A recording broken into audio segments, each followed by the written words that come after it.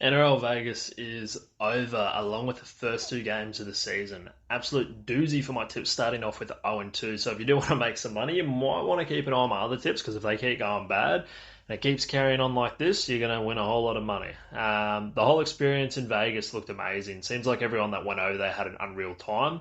The stadium as well managed to bring in pretty good crowds. So I think it was about 40 odd thousand people there. So that's pretty solid, I think, for the first ever game in the US. Definitely something that I'd be looking forward to in the next couple of years and even getting over there myself. I feel like it'd be an unreal experience with that as well. So it looks like at this stage they are looking at potentially the Warriors and Penrith going over there, which makes sense.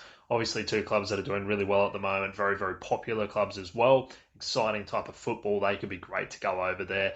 Unsure who the other teams might be at this stage, but I'm sure we'll find out some more once things kind of move along officially. So did myself an absolute doozy as well, not getting Origin tickets for the third game. So if anyone's got 2 to 3 tickets as well that they don't need, do let me know about that.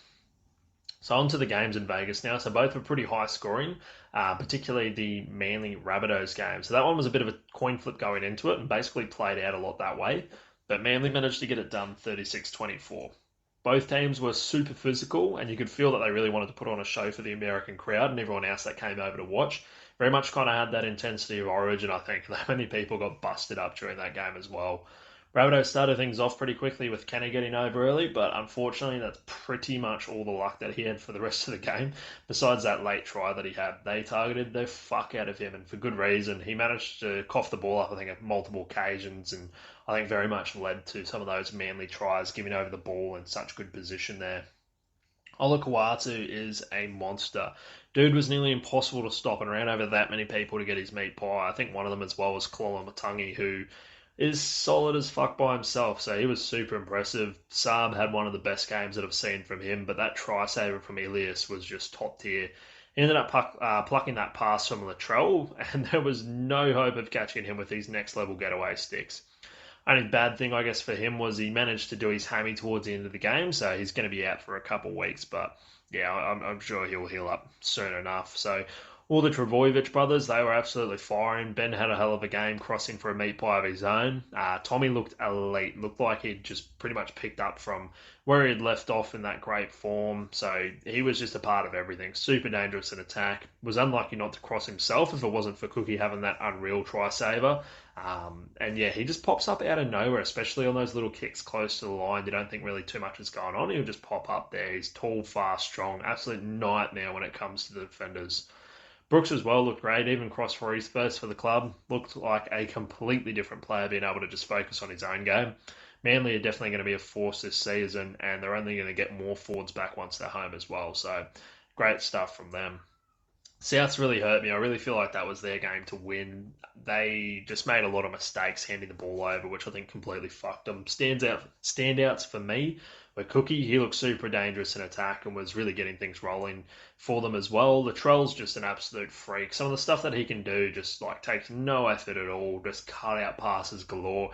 Yeah, sure, he threw that intercept, but it could have easily paid off as well, just like the rocket that he put through to Gagai, who he really impressed me as well, managed to get over in the corner there on debut, so that's really good for him. But yeah, Latrell was absolutely firing, and if he can keep that going, he's going to be so dangerous and put the Rabbitohs in a really good position, I think.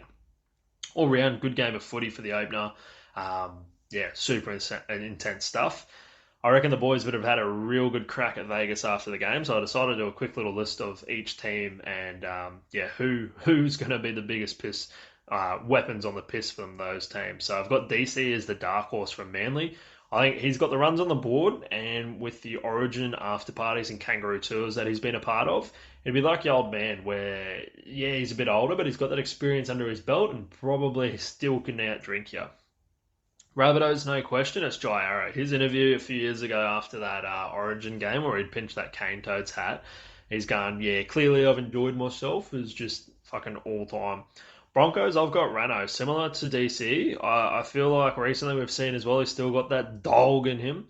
And I think on occasion when he feels like it, he could do some absolute damage. Now, for the Roosters, it can only be one, the hectic one, Brandon Smith. He's well documented liking a good time with the boys, so it's got to be the cheese on there.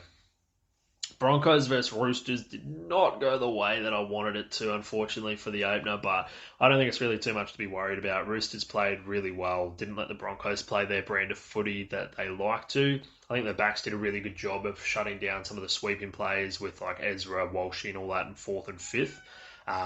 I think as well, part of that might have been the smaller fields. It might have limited their attack a teeny little bit, but can't really make excuses, moving forward with that. So they're also right up in Renault's face as well. Didn't really give him any time with the ball at all, especially to implement his kicking game. Their forward pack just looked awesome as well. May and Victor in particular were really impressive. Victor was just unreal. Same intensity that he usually comes with, but he seems to have kind of cleaned up his game a little bit, maybe worked on it in the off season.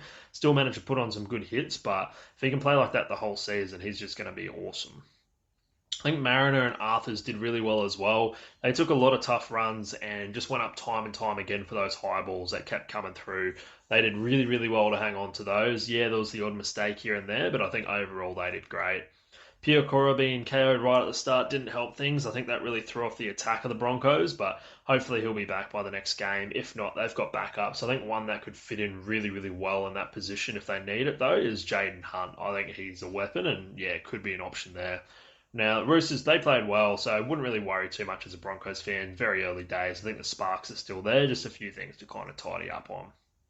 Try of the week was no doubt the flick pass that came from Manu. That was absolutely freaky. He had a hell of a game, but yeah, that was 1 in 100 sort of stuff, and it paid off. So definitely my try of the week there. I'm only going to touch on it briefly, but the interaction between Spencer Leniu and Ezra Mam is the only thing I think that really, potentially dampen the whole event. Obviously, it's kind of everything that's in the news at the moment with NRL. So allegedly, Spencer said a racial slur to Ezra, which was put on report straight away. I'm sure that we're going to find out more once investigations are done. The ref apparently didn't hear anything, but supposedly other Broncos players did hear it. So if it comes out to be true, it's absolutely disgusting and does not have a place in this game whatsoever. Could have said anything else, but he chose a racial slur, supposedly. So, yeah, just not on. It's really poor form and a really shit response being asked after the game about it, just saying, oh, it's just fun and games. Like, whatever it might have been, real poor stuff. Hopefully NRL does deal with it harshly if it comes out to be true. And good on the Broncos boys for sticking up for their mate and the other players that have also come out to stand and support, Ezra Mam in this case. Hopefully he's doing all right and the NRL deals with it quickly. So that's all for the NRL Vegas recap. What did you think of the games? How did your predictions go? I'll have my predictions for the rest of the round out Wednesday arvo as well, so keep an eye out for those. And don't forget to like, subscribe, follow on all the socials, and have a good one, and I'll see you next time.